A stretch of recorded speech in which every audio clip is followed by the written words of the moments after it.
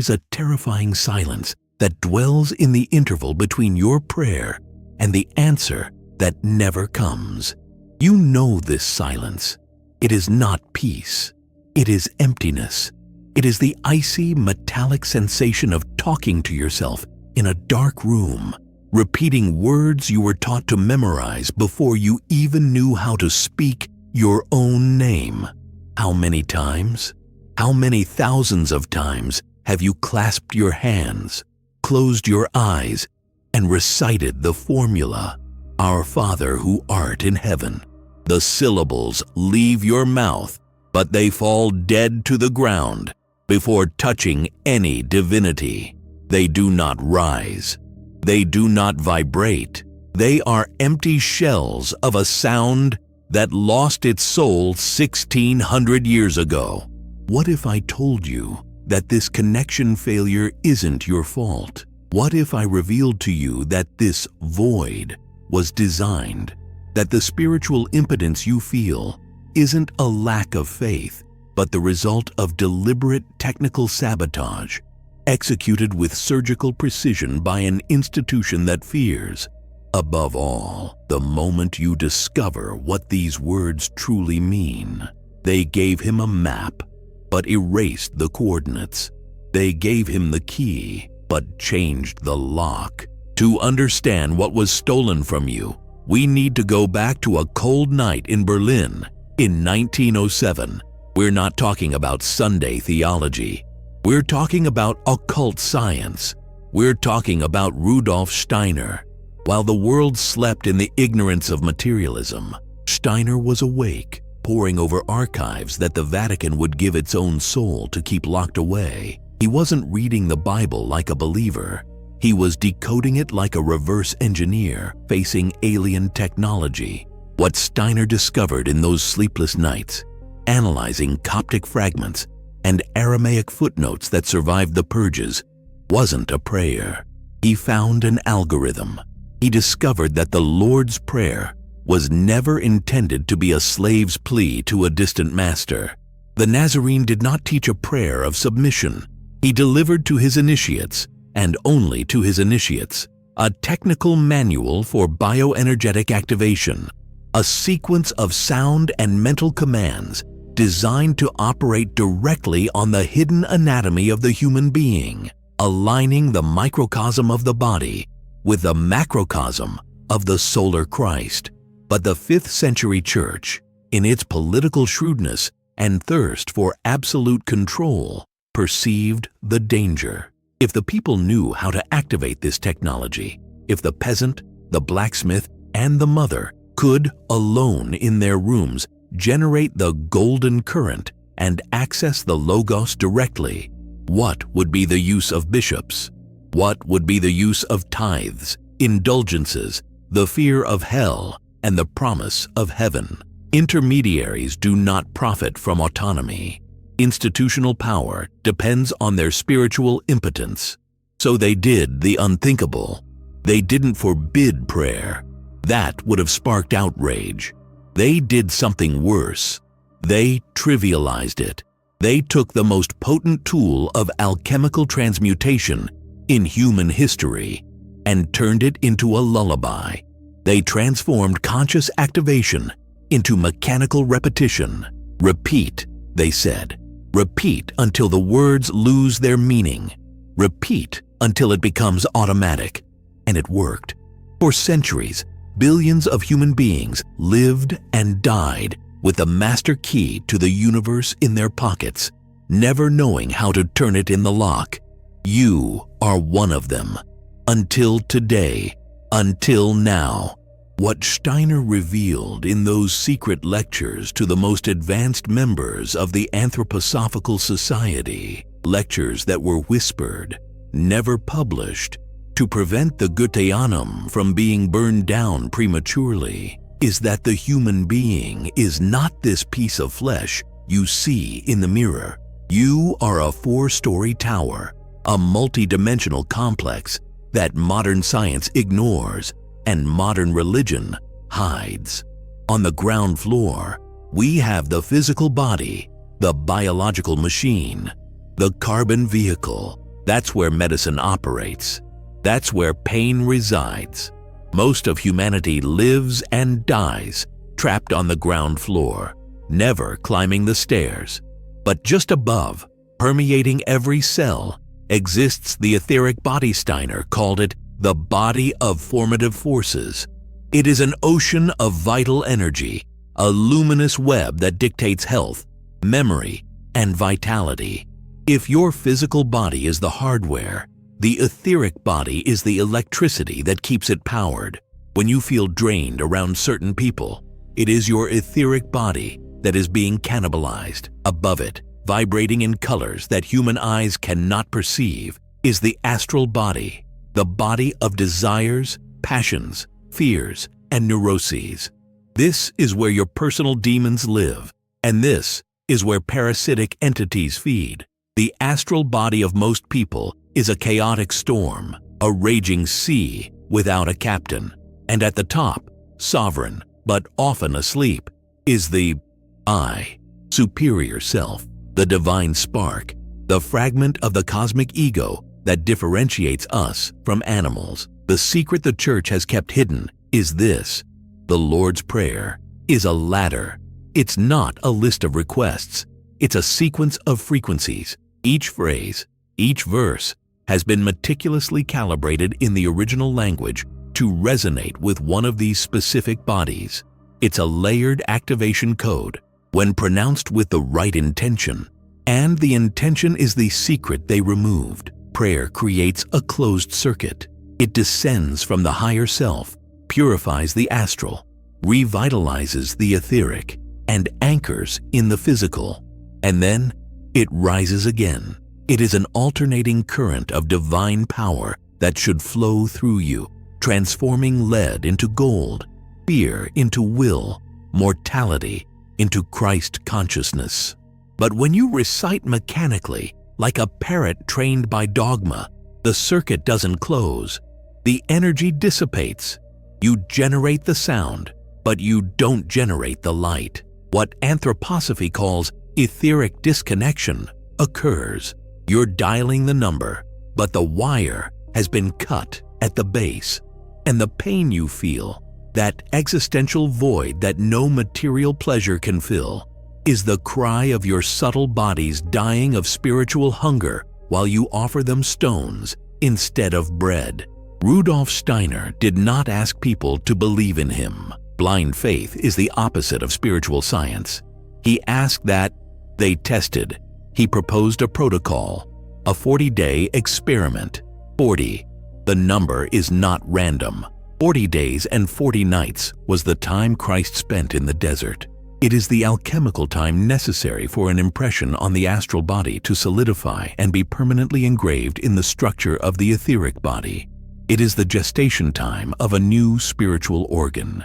Steiner first conducted the experiment on himself. He isolated himself.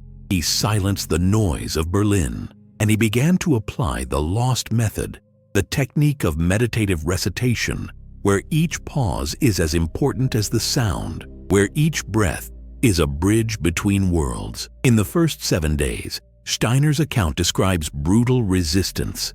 The astral body, addicted to old patterns and fueled by parasitic thoughts, fights against the new frequency. It's the healing crisis. You feel irritation. You feel sleepy during practice.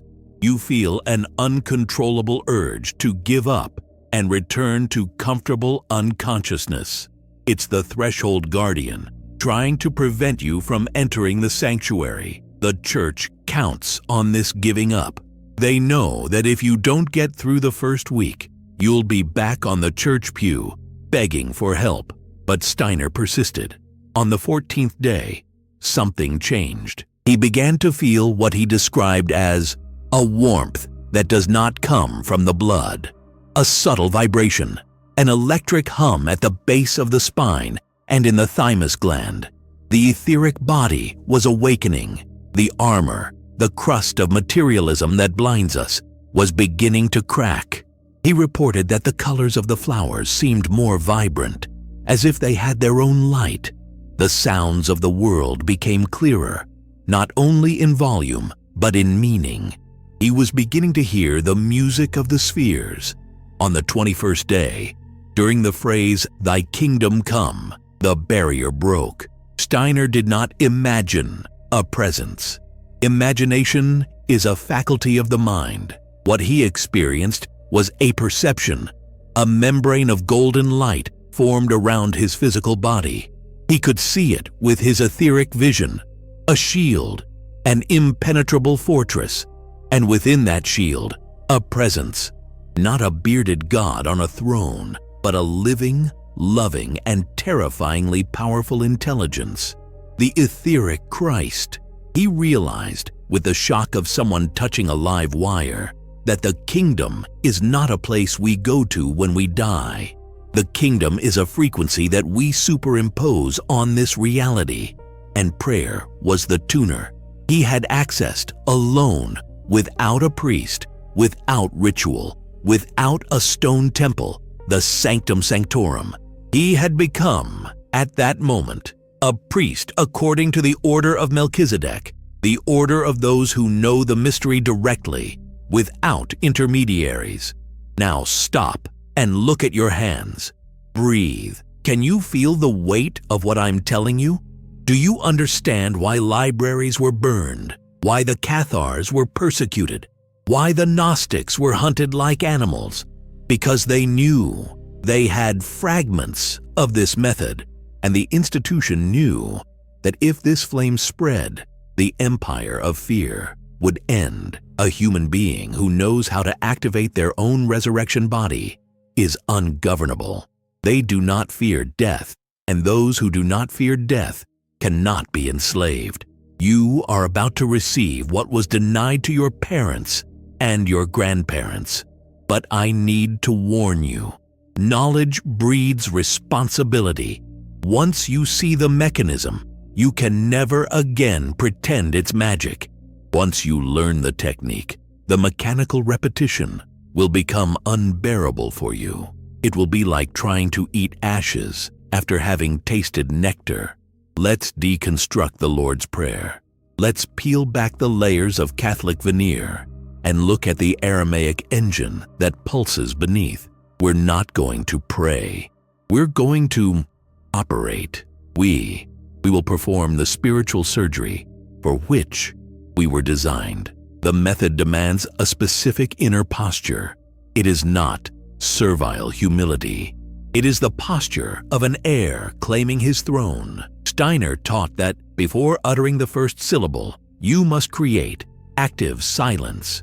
It is not just silencing the mouth, it is silencing the mind. It is visualizing with crystal clarity the 4 floors of your inner tower. Visualize your physical body, the bones, the weight, the gravity. Visualize the etheric body, the current of life, the flow, the silvery light.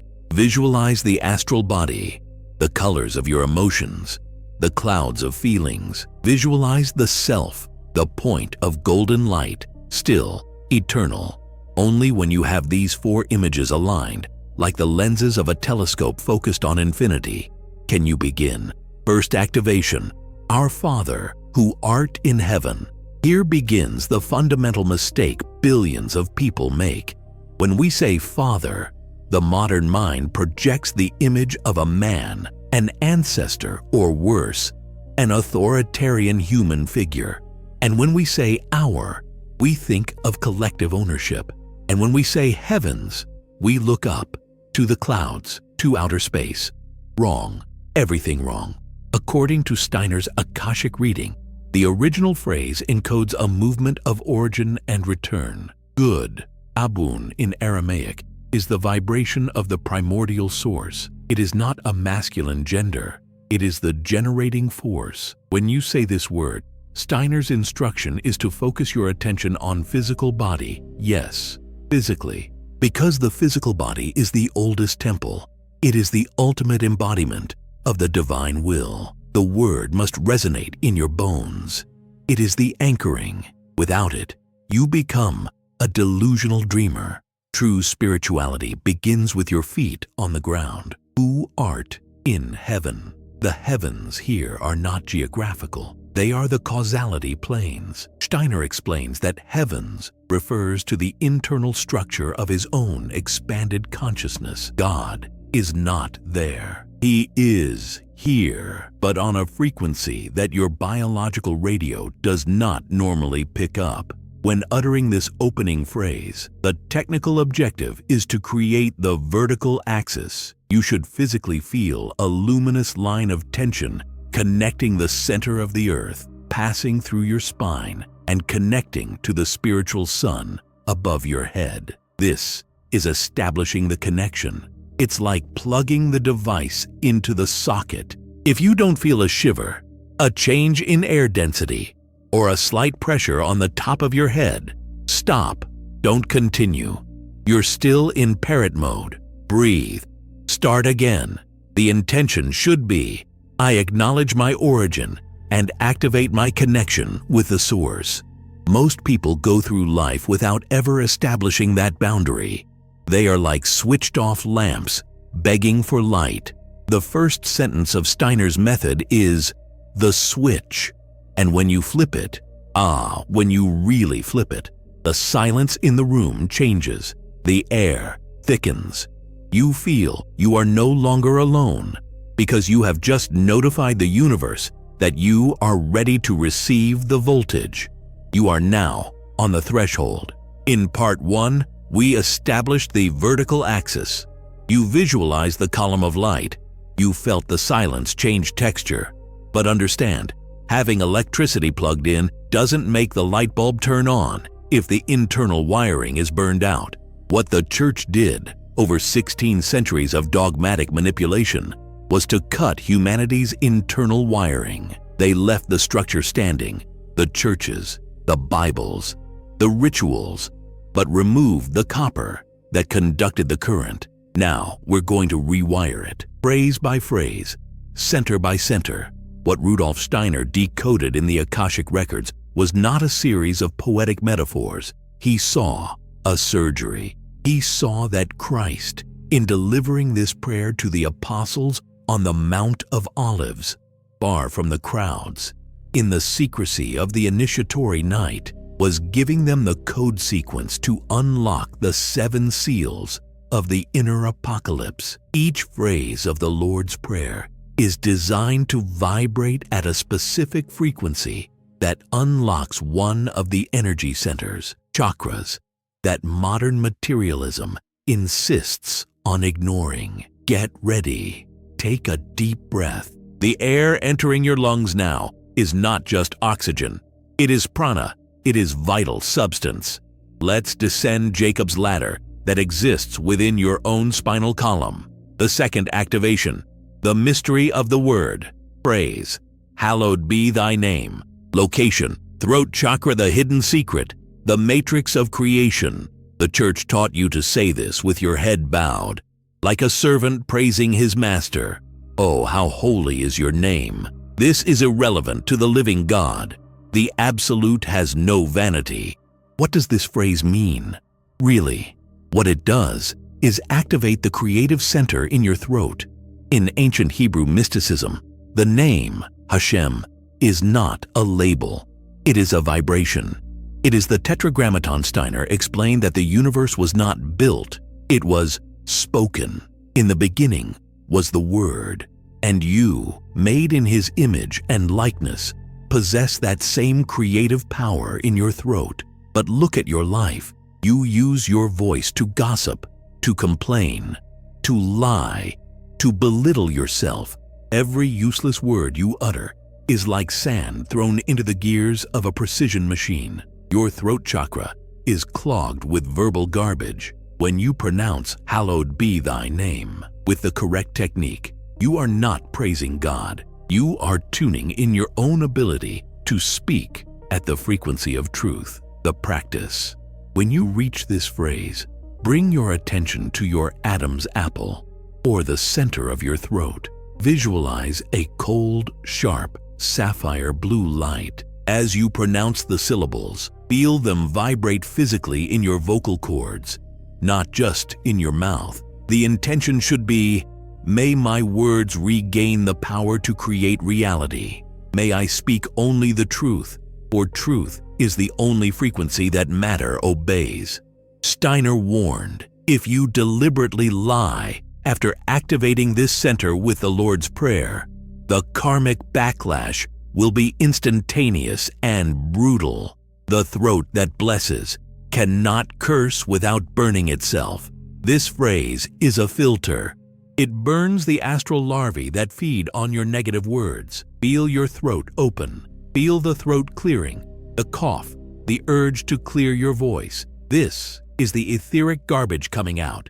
It is the power of Logos, returning home. The third activation, the heart as a throne. Phrase, thy kingdom come. Location, heart chakra, the hidden secret, the purification of desire. Herein lies the greatest theological distortion in history. They taught him to wait. Come to us, as if the kingdom were a postal delivery that will arrive at the end of time, as if it were a future political event. Incorrect. The kingdom is a state of electromagnetic coherence.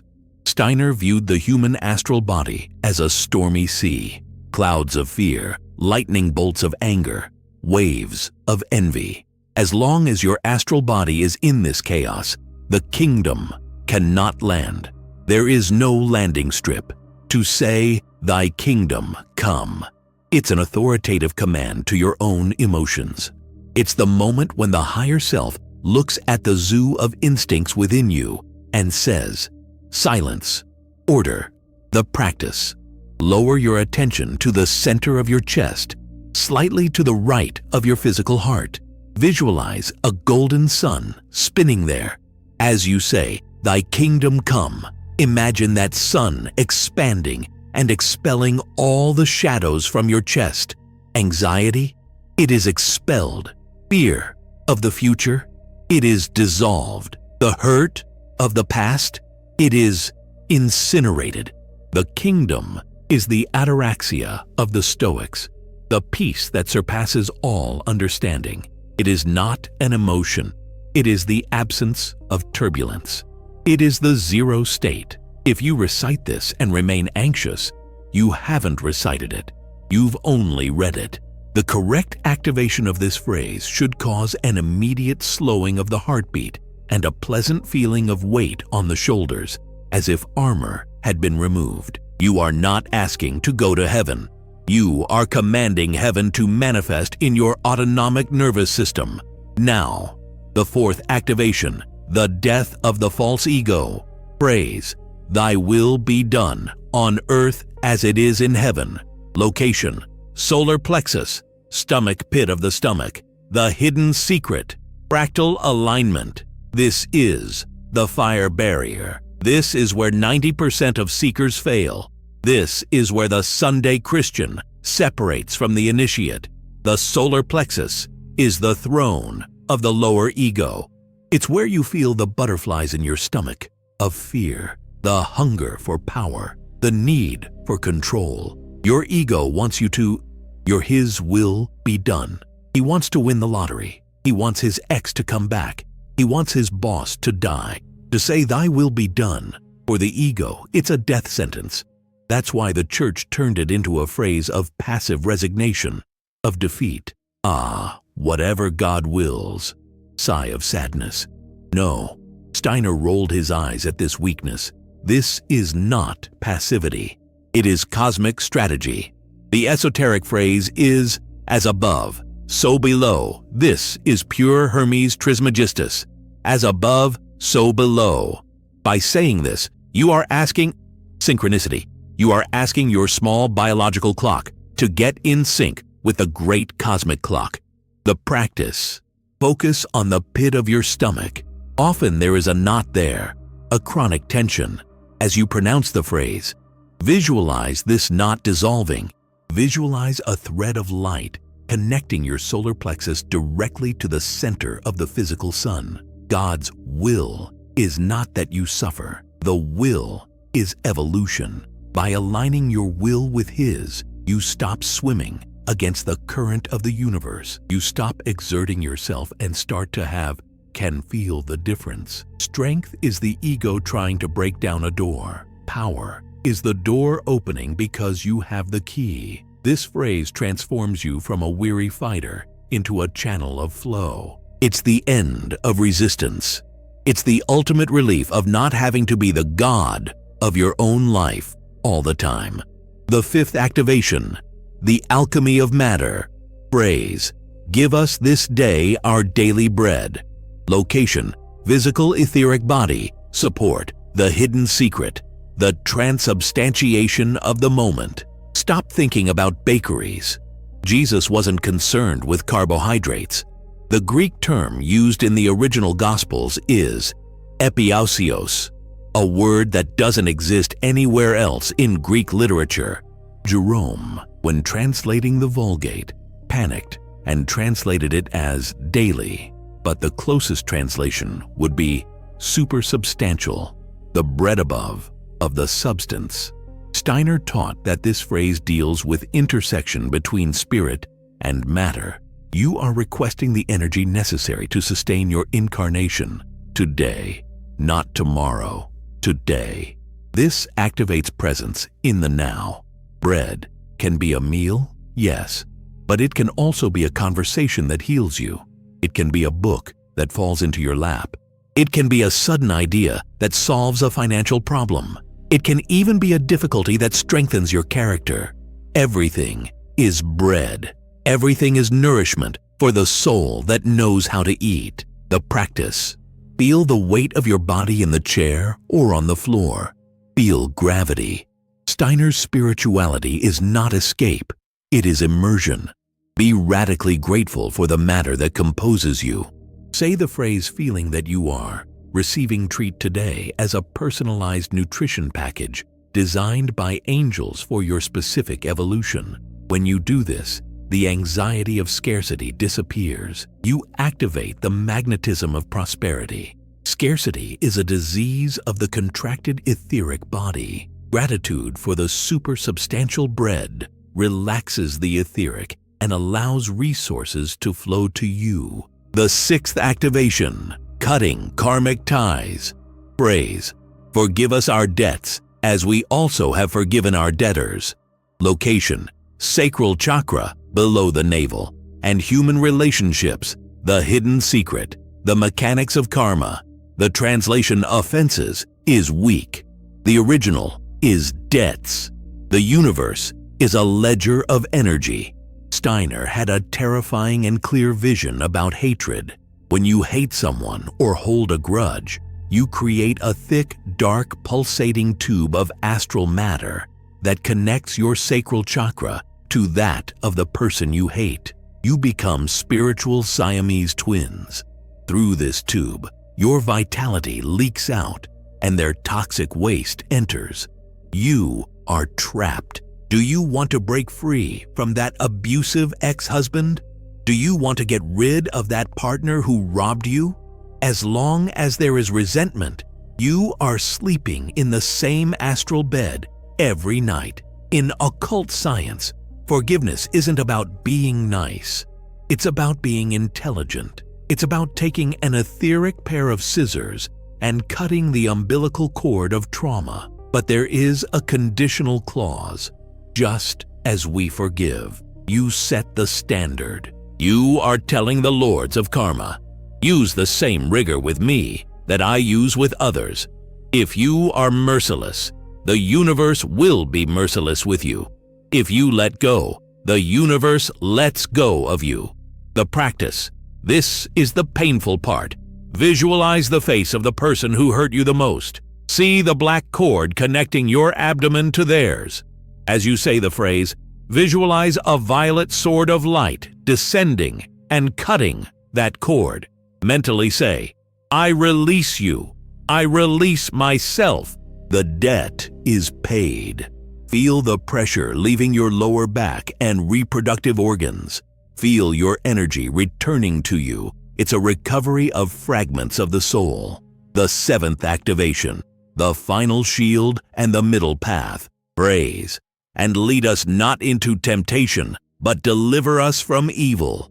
Location, basic chakra, base of the spine, and full aura. The hidden secret, the balance between Lucifer and Ahriman. The church simplifies evil to a horned devil. Steiner was much more sophisticated. He saw two cosmic forces attempting to derail humanity from its axis. On one side, Lucifer, the force that wants to make you too spiritual, fanatical, proud, disconnected from reality, living in fantasies of grandeur, the temptation to be God without doing the work. On the other hand, Ahriman, the cold, mechanistic force that wants to convince you that you are just a biological machine, that there is no soul, that only money and material things matter. Blind materialism. Human beings must walk in the middle. Christ is the balance. To say, "Lead us not into temptation," it is to ask, "Do not let me fly so high that I burn," Lucifer, "nor crawl so low that I bury myself," Ahriman, and "Deliver us from evil." It's the closing of the circuit. It's the activation of etheric skin. The practice. Upon reaching the final phrase, visualize the energy that descended from the top of your head to the base of your spine, now exploding outward, creating an egg of golden light around your body, 1 meter away from your skin. Feel this barrier. It is semi-permeable. It lets love in, but blocks malice. It lets intuition in, but blocks obsession. Say the phrase with the certainty of a general who has just raised the walls of a fortress. Nothing enters without your permission. Absolutely nothing. The seal. Amen. Don't murmur. The amen or amen, this is a sonic key. The sound A opens consciousness to the universe. The sound M brings the energy in and vibrates it in the skull. It should be a long, resonant sound that makes the facial bones vibrate. It is the save file command. It is the final point that solidifies the magic. The 40-day challenge. What to expect now. You have the complete map. It's not a prayer. It's a bioenergetic calibration system. But knowing the theory doesn't change your life. Doing it does. Steiner was specific about the period of 40 days. Why? Because it's the time the etheric body takes to replace its old impressions. It's a lunar cycle and a half. It's a spiritual quarantine. If you accept this challenge, this is what will happen. I'm not going to lie to you and say it will all be a bed of roses. Week 1, the purge. You'll start out enthusiastic, but on the 3rd or 4th day, hell will rise up. You'll feel irrational laziness. You'll have strange nightmares. People from your past will send you messages out of the blue to destabilize you. Your car might break down. What is this? It's the guardian of the threshold. It's the old system resisting the new frequency.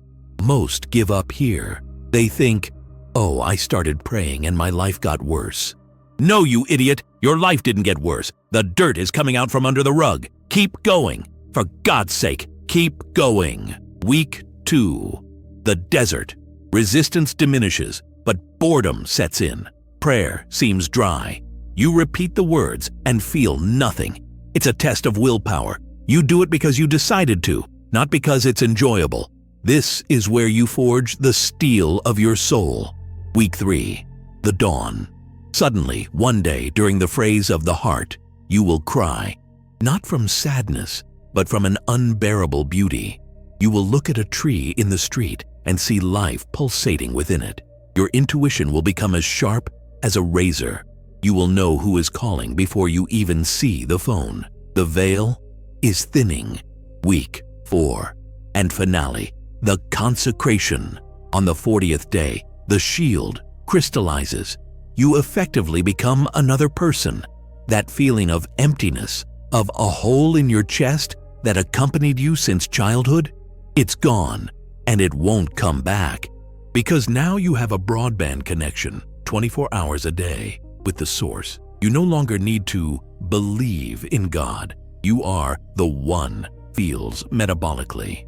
Closing and call to action. The Catholic Church hid this for 1600 years. Secret societies killed to protect it. And now, it's here, for free, on your phone screen, amidst cat videos and dance routines. The irony of the universe is delightful, but information alone doesn't save lives. It only makes you responsible. Now you know. You can no longer plead ignorance. The cell door has been opened. Being imprisoned is now a choice. I ask you, do you have the courage of Rudolf Steiner? Do you have the discipline of an initiate? Or will you revert to being a parrot repeating dead words? I'm starting the 40-day cycle tomorrow morning. If you're going to join me, I want you to make a public commitment now. The universe responds to declarations of will. Write in the comments, I activate the code. Don't write if you're not going to do it. Don't play around with this. But if you do write, know that thousands of us will be vibrating at the same frequency, creating a protective egregore around this channel and everyone who seeks the truth. The method has been delivered. The secret has been revealed. The silent revolution begins within you. See you on the 40th day.